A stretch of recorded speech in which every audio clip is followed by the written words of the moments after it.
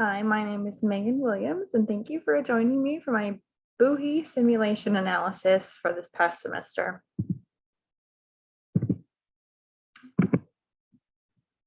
So to start things off, when we started the simulation, the CMO of Buhi gave us 5 specific goals, well, around 5 specific goals that he wanted us to, or that they wanted us to accomplish.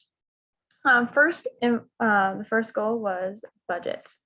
We were asked to, or encouraged to spend the entire budget we were given, or as much as we could, as well as to spend the money wisely.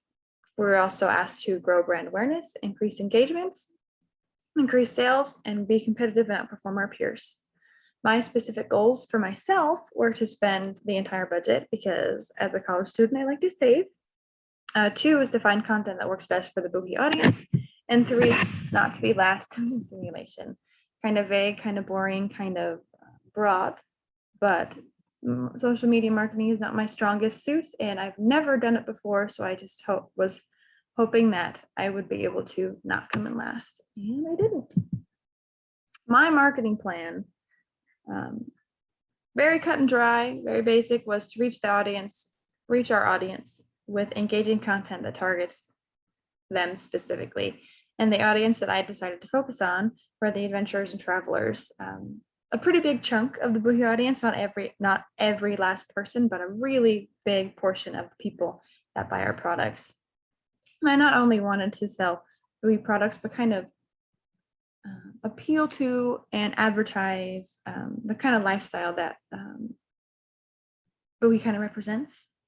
With this travelers and adventurers, I wanted to kind of engage people and kind of help them find their passion for travel and adventure, as well as a passion for going out and exploring the world and learning new things about the world and yourself.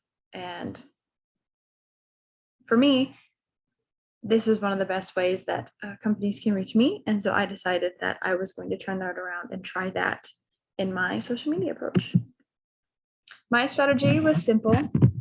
5 basic steps or 5 basic elements that I had is I posted at least 5 times a week, at least, and at the latest by 8 a.m. 8 a.m. specifically because I wanted our viewers to have time to see the post throughout the day, and have time to engage and follow, but not allow the posts to get buried in all the other posts that they could potentially be buried in on social media. I wanted to use fun images that kind of elevated the lifestyle and the products that we were selling, as well as use short but intriguing captions to kind of draw the audience in and not let them get bored with huge long captions and reading. I also wanted to use influencers that the audience would be interested in and kind of relate to. Again, influencers that could kind of help viewers find their passion for travel and exploring, as well as kind of understand the lifestyle of explorers and adventurers. And I mainly posted to Facebook, Instagram, and Twitter. The content that I found that worked the best was content that kind of highlighted more the lifestyle that Buhi was trying to represent. Images of people in really cool locations, either man-made like cities or in nature like waterfalls, or just cool places around the world. What those images had some of the most interactions, and viewers found those to be the most interesting. And I think it's because, again, helping them find that passion for travel and that desire to go and find these places with their Buhi backpacks, of course. I was surprised though that influencers did not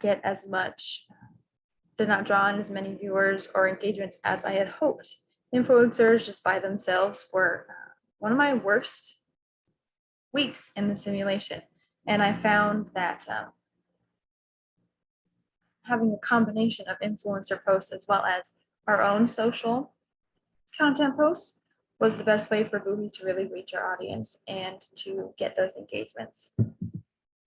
We did face a crisis during the simulation that involved slave labor and human rights violations. And I feel like I was able to handle this pretty successfully. My strategy was be thorough, respond quickly, and respond sincerely and genuinely. I had the head of Buhi post an apology or initial statement video to YouTube that addressed the situation, Buhi's knowledge, and our plan moving forward, as well as inviting audience members to engage and ask questions. And then those links were, the link to the video was shared on all our other social channels. Second, had a Q&A video where we answered the most pressing and most common audience questions, just to kind of prove that we do care what they think, and we do want our audience members to know what's going on and have answers that they are looking for, as well as this, along with posting and posting about our journey and dropping our old business partner and our search to find a new one, could really increase our credibility with our audience members, so that they know and understand that we're not trying to hide things, that we're being very open and public about it, and that we want them to know what's going on so that they can do their own research to see and understand what we are doing to protect the people that work for us and our business partners and associates. And then publicly announcing our new partner goes along with just keeping everyone in the know and helping people understand where our minds are at. Growth and budget. So the company revenue that I was able to achieve was about $316,384, which compared to a lot of my classmates was very low, but it was not the lowest. And I'm very proud that with my lack of experience and knowledge, that I was able to actually bring in this much revenue on this budget. One of the goals was to spend a good amount of money and spend it wisely. And I feel like I was able to do that with the amount of knowledge and the limited experience that I've had. The simulation has taught me so much about social media marketing and strategy and all the time and effort that goes into it. And I'm very grateful just for this opportunity to learn and grow. And thank you for joining me today.